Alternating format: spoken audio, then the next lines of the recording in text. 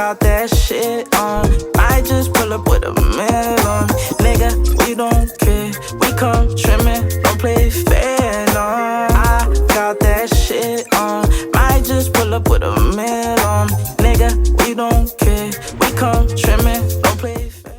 What's going on, guys? We're here with episode 2 in the series Lux Talks. Today we're in a Bentley Bentayga. We want to give you guys some type of value. I'm here with my guy DP. Yes, sir. Appreciate you, man. First time on the series, man. Introduce yourself. DP, short for Dupierre, entrepreneur, former athlete. I'm out here just giving gems. You know what I'm saying? That's what I'm about. I'm about putting people in position. Yes, sir. So today we're going to touch on an important topic for all entrepreneurs or all aspiring entrepreneurs. So we're going to talk about DMOs, which pretty much stands for your daily methods of operation. So anybody that's in business knows this terms. It's pretty much what you do on your day-to-day in order to achieve your end result. So if I wake up, I make calls, I make sure I'm prospecting, I'm doing all these different things on a daily basis that lead me, to where it is that I want to be. So obviously, you know about DMOs, bro. Talk to me a little bit about that. Yeah, man. When I first heard about DMOs is when I got into network marketing. You know what I'm saying? I know you know a little bit about that too. When I got into network marketing, I think that was the biggest thing they used to push was being on top of your DMOs and, just making sure that your routine. So for those of you out there that this might be the first time ever hearing what this is really just to dumb it down. It's just your daily habits. It's like what you wake up, what do you do when you open your eyes? Like, depending on what you do, it can make your day be a successful day or, quote unquote bad day for some people. So I look at DMOs like it's like 90% of my life, bro. Like, yeah. I'm saying we could get more deep into it about business, but DMOs, I think if you have great daily routines, you would always be making money, always be generating income. And, that's like the biggest and most important thing for me, to be honest. Absolutely. You just want to make sure you're being productive, because a lot of people, they'll do something and they'll go through their day. They might clean the house. They might do things that make them feel good.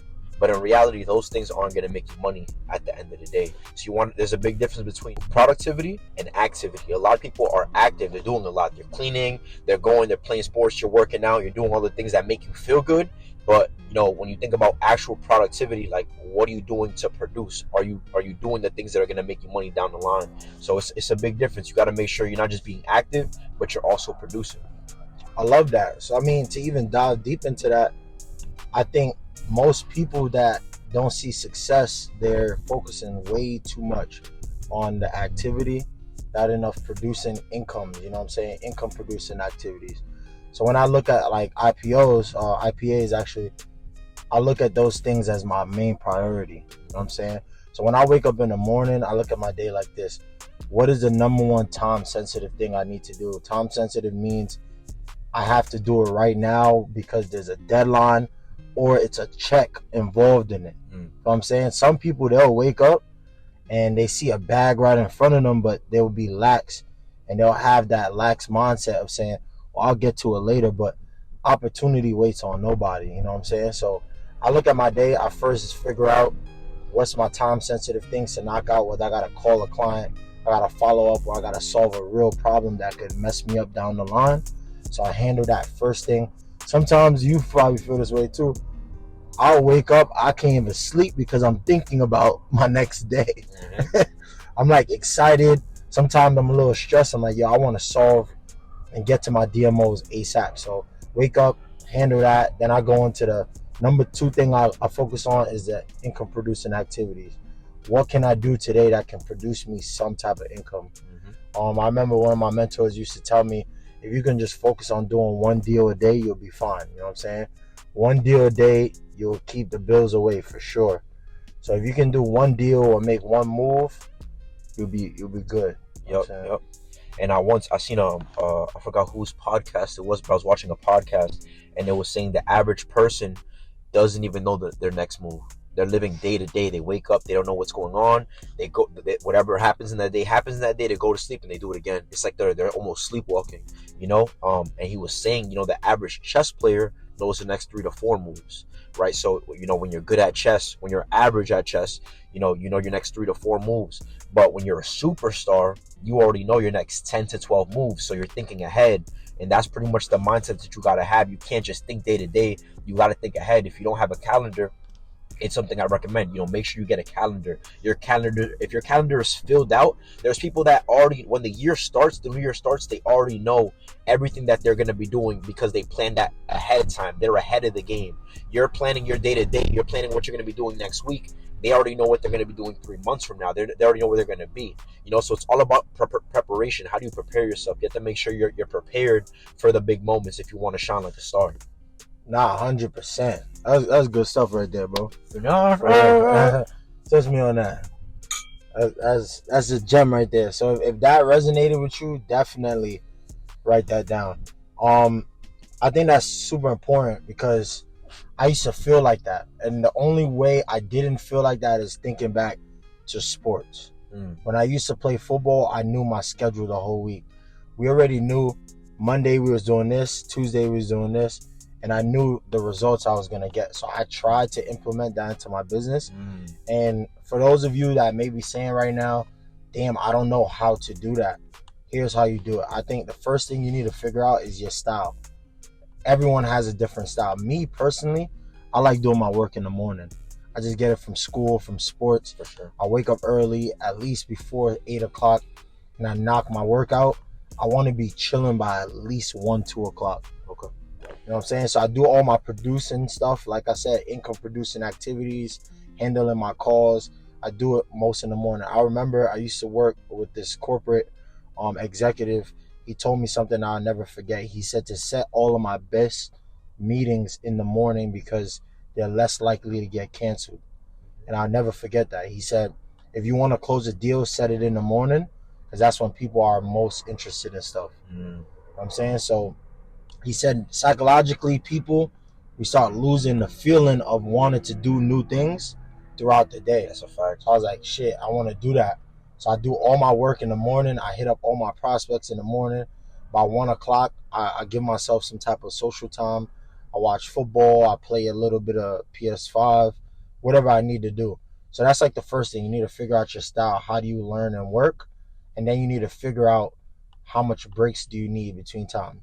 Don't be that person, though. You know how that is. Some people, they be taking like 40 breaks. You got to put in the pain. You got to put in the work.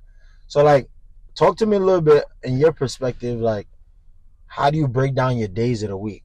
Yep.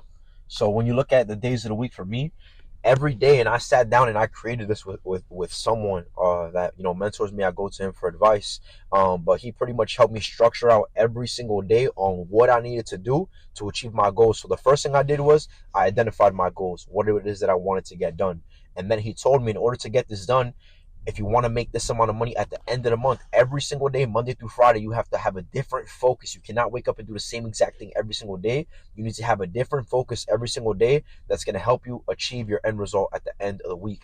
So, for example, I'll pull up my phone and I'll show you guys too.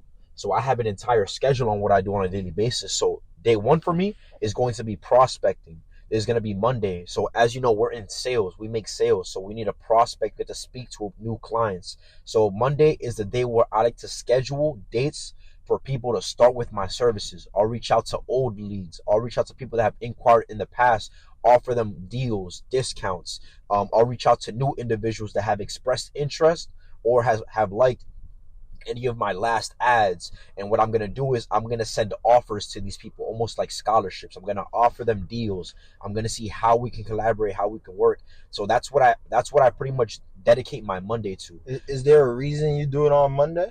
I just feel like Monday is the start of the week, right?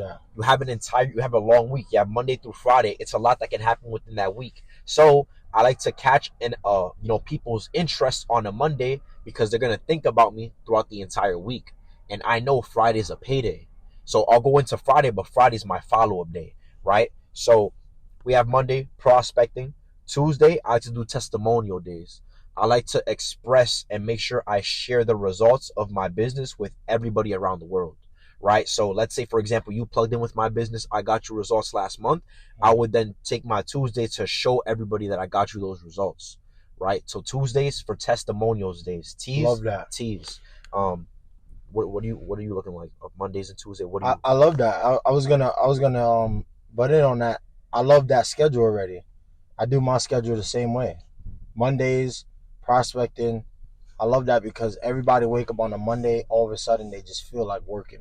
Absolutely. We've been programmed that way. No matter where you're from, you've been programmed that way. You know, we're sitting down, we're making content, and this is probably one of my favorite days. I like that. I like to sit down throughout the week when I have that dead period. Instead of that break period that you take, I like to sit down and brainstorm different ideas that I can do to make content on Wednesdays. Treat my close friends as where my prospects live at. So I put my prospects in there and I show them shit that they would want to see to get started.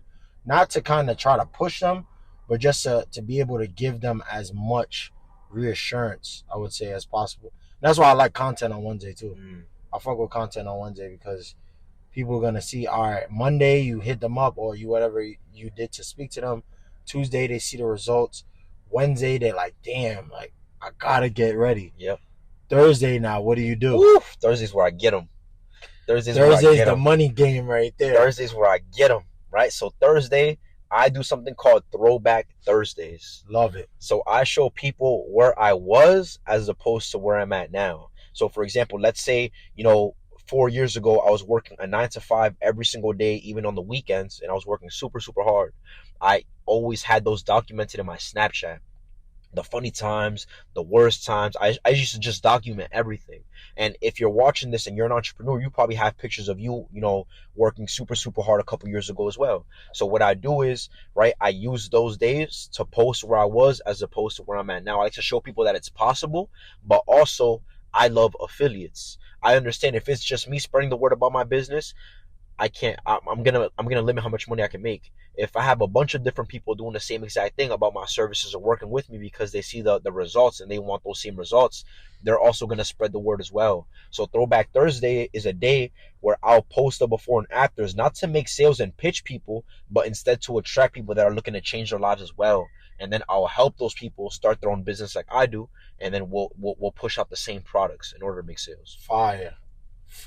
Let's toast to that. You know what I'm saying? That's fire because you said one word that rang a bell. Attract. Like you gotta attract the people you want. You gotta attract your customers. I seen something that said that you're not looking for your customers are looking for you. And I love that you go on Thursday, you give them like a throwback because they're probably there where you once was, and they're gonna say, like on that Thursday, they're in that space of like, I don't know. That's a fact. Like maybe they don't know who you are or they're scared. Most people are scared to take the step. So that Thursday showing them the throwback is giving them that reassurance, like we said, for them to say, let me just take this risk. Yep. Say, fuck it. And I have a question for you, bro. Let's say like a few years ago, obviously you worked jobs and stuff like that before, and you've probably seen people that were doing well and you wanted to, jump on what they were doing, or you wanted to ask them, how do I get more information? And you were probably in a position before where you were also scared, and I wanted to ask you, what are some of the things that held you back sometimes from engaging certain opportunities, like you personally? Damn, that's a good question. Because me, it get a little rough for me because I got a sales mindset. So I think everybody's trying to pitch me. So I see somebody selling something, I'm like, yeah, I see his scam. I see what the fuck he's doing. And then sometimes I listen to myself, and you heard this too. We have mentors that tell us, stop listening to yourself. So it's almost like I have two voices in my head, and one is like, nah, this is a scam. The second one is like, stop listening to yourself and just try it. So I think me personally, sometimes it be the results. I think when I was younger, I wanted results fast, and that's what a lot of people where I grew up from, that's how they think, and I had to change my mindset. I wanted like something done tomorrow. Yeah. And if it wasn't able to be done this week, I was like, I didn't see the value in it. So that's number one. Number two was just being scared, like just scared to fail. And I always hear this. You guys probably hear this as well. People watching, like people say that you have nothing to lose by just trying. I'm saying, so once I stopped doing that, stopped thinking that way, I started coming across mad different opportunities that helped me out because I just got started and just said, let's do it. That's dope. Because one thing about me, Like, I've always been a person where I do little to no research. I want to start. You know, I don't think That's about me. nothing. If I do research, I start thinking too much. Yeah, and that's most people. So like, I was always a person where it's like, that interests me, I'm gonna find a way to get information. I'm almost like, I like to move fast, and that messed me up a lot. I wasn't a person where I was really like scared. The fear that I really had was just staying in the same position. I once heard a quote that most people are scared that they'll never get a chance to live. You know, Wow. not everybody gets to live life. You know what I'm saying? Not everybody gets to experience the world. Some people have to, you know, are programmed to do the same exact thing that they started doing until the end of their life. I was just scared of being someone like that. So like, every time an opportunity came to me, I did little to no research and I jumped on it. But that also affected me a lot because I did get scammed a lot. Someone will tell me, yo, let's do this, let's do it. Scammed. Do you feel good doing that though? Like, do you think it, like, if you was to do it again, would you still take the risk? Yeah. Feel like it taught you shit? Yeah. Even though I took a lot of losses, it never killed me. You know, I'm still here today, and thank God that I thank God for every mistake that I made, because it led me to where I'm at. That's so sad. You heard that? I thank God for every mistake I made because it led me to where I'm at, man. I don't care about like anything that happened in the past. To even touch on that, I learned a lot of tricks by making mistakes. And we call that reverse engineering right there. You ever like something somebody sells and you hit them up, try to buy it to see how they would close you? That's how I learned mad sauce. I used to hit up a lot of people and I'll go through their process and I would just like try to do what they're doing. I would even pay for what they got so I could see how they onboarded me, how they spoke to me. And then I would say, all right, that's an investment into learning the sauce. So if you have someone out there that's selling a product that you might want to sell in the future, just go buy the product and see how it goes. Because like, that's how you're going to learn the sauce too. That's a fact. I like that reverse engineering. Yeah, that shit is golden because you're a customer to them, so they're going to treat you like a customer. Once you see how it's being taught, you're like, all right, I'm going to do that with my same clients. Because that's how businesses do it too. They see like how other businesses do shit and they change it and they find their own little niche to it. You just taught me some shit, bro. Toast to that. You just told me. Yeah, bro. Reverse engineering is how people find out 90% of their sauce, bro. It's like, it's like football. Let me run this route. Let me see how he do that so that I know for the future to learn something. I'm saying, yeah, that shit is good. So Friday, money day. Oh my God, Friday's payday. I feel like by Friday, you have the prospecting. You have, you know, the testimonials. You had the what was Wednesday again?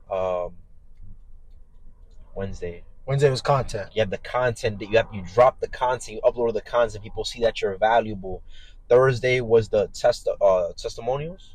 Thursday was the throwbacks. Throwback Thursday. They've seen where you was at in the past. By Friday, that person, if they have the right mindset and if they actually paid attention, by Friday they want to start with the service. The sale is made Friday. Friday is the day everybody gets paid. That's the day where I follow up. Friday is for follow-ups. Follow-ups Friday. FF. I make sure I reach out to anybody that I reached out to on Monday or Tuesday or, you know, Wednesday or Thursday. I reach out to anybody that I've spoken to throughout the week and I ask them if they're ready, right? Or I have someone on my team reach out to them and see if they're ready to get started with our services. What does your Friday look like? I like that. That's my Friday right there. But I got a question for you. How are you following up? How do I follow up? Are you aggressive or how do you go about that for the young people out there or for others out there taking the gems? Like, how are you following up, knowing you need the sale? Because deep down, you need the sale. Of course. Because you want your business to keep operating. How are you playing that? Not even playing the game, but how are you following up with them? So I like to follow up. I like to first introduce the problem. I like to introduce the problem. I like to introduce the problem, and then I hit them with the solution. Because chances are, if they've inquired about your services, they have a problem. For me, I offer a credit repair service. So when people reach out to me like, hey, I need my credit repair, and let's say they don't reply, I understand now they need credit repair. They have a problem. So I'll reach out to them and let them know, hey, I know you reached out to me Monday about credit repair. I know you told me you wanted to get a car. You know, the chances of you getting a car when you have bad credit is slim to impossible. And if you do get a car, you're gonna pay more money because of interest rates. And I hope you understand that. I'm not telling you this because I want to take your money. I'm educating you so you save money. Now, with my program, we offer you a solution where within the first 3 to 4 months, we can guarantee you that you'd save over an X amount of money on the same exact car that you're looking to get right now. So I'll bring a solution. I'll address the problem, and then I'll bring up the solution. That's how I like to follow up. That's fire. Yeah. Let's toast to that. I'm done. running out of mine, but let's toast to that. So like, what do you think are some ways when you get rebuttals? Like rebuttal, guys, for you guys watching, is like when someone says something opposite to the sale. So like basically, if I'm saying, hey, this is the offer, and they're like, oh, but I have this, but you know, is it fast? But I don't know. Someone was telling me that if I wait, this and that. They're just giving a bunch of different objections that they think may be the option. They don't really know. 9 times out of 10 is one of the two, right? We know they don't got the bread or they're scared. How do you go about that? When they ask what's the rebuttal? Let's they want say it fast. Yeah, let's say someone's like, oh, how long this is gonna take? You already know once they ask that they want it fast. Yeah. So I'll tell you guys this now, and it took me years of experience to learn this. Whenever someone wants something fast, you make sure you educate them on how long it's going to take, and don't take their money and tell them it's going to be done fast. That's how you get an upset client. That's when people will even post you on social media, and they'll say things like, this person made false promises. This person, don't ever work with this person. You don't want a dirty face. You want to make sure your face stays clean when it comes to business. I let a client know, hey, listen, I understand you need fast results. I want you to understand credit isn't something that you can fix within the next couple of days. In order for you to damage your credit, it took years of work.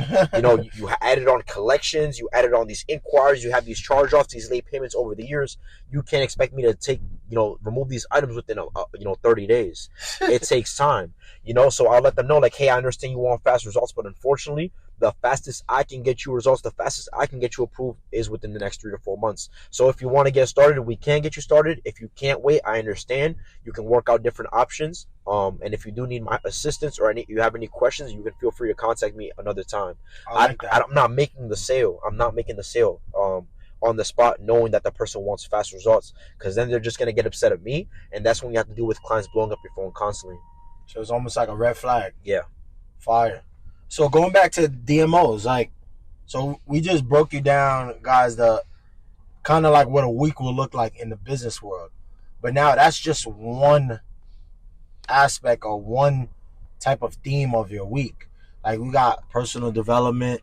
So let's talk about some things you would do throughout your week. So he talked to you about what he would do for his business Monday through Friday.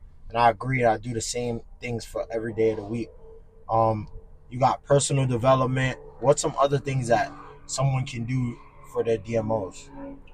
Personal development is huge. You want to make sure you're developing yourself, because a lot of people, they try to attract the money. My mentor once told me, don't attract the money, attract the person you have to become in order to make the money, right? So you have to start to almost act like the person that already has the money. You want to study the people that are great in your business industry. You want to see how they act, how they carry themselves, what they're doing on a daily basis, and you want to copy. If someone tells you they're reading 2 books a month, you want to make sure you're reading 2 books a month. If you're on YouTube and you're watching videos to develop yourself, you're watching, educational videos, you're listening to audiobooks, those are things that I like to do as far as myself, to develop myself, because I'm more focused on raising my value. I know as I raise my value, money's going to attract me.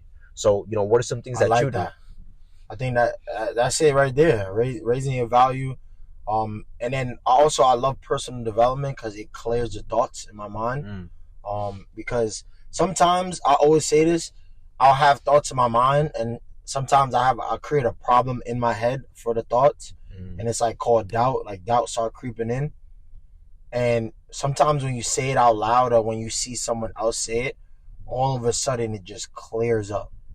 Like I've had that plenty of times. And this is a good thing you guys can put into your day. This is what I put into my schedule.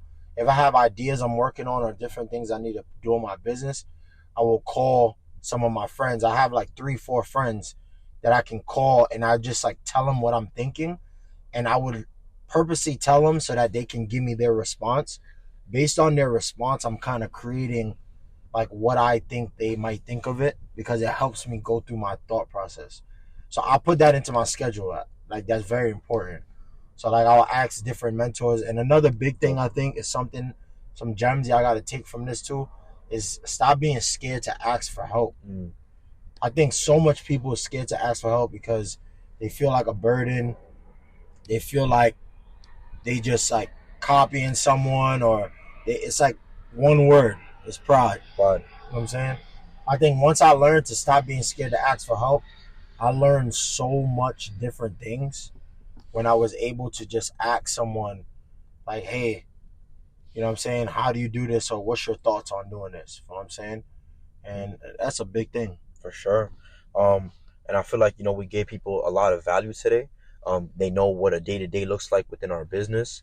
We spoke about personal development. We spoke about rebuttals. We spoke about what we're doing every single day in order to achieve success.